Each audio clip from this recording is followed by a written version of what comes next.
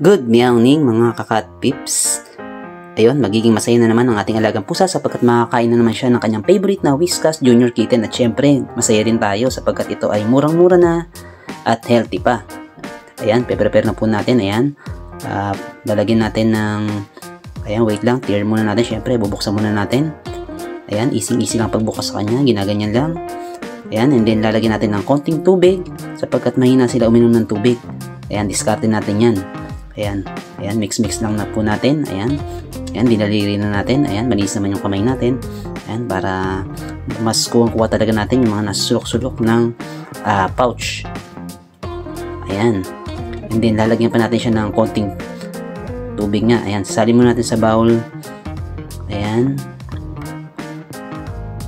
ito ay tuna flavor. Ayan, meron din ibang flavor like mackerel. Ayan.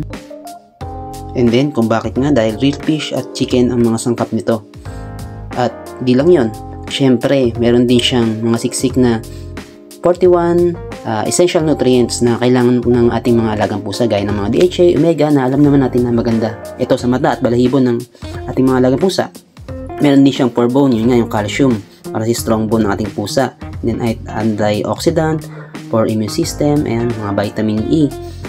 Ayun, para hindi sila lagi nagkakasakit. Ayan, gawa ito from UK ng mga best veterinarian nutritionist sa bansa nila.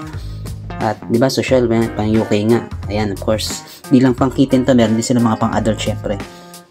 Ayan, and then may other type din sila ng food gaya ng mga tasty mix, loaf, and then dry food. About their products po, ayan, check nyo lang sa yellow basket natin sa baba po. Ayan, salamat, bye bye.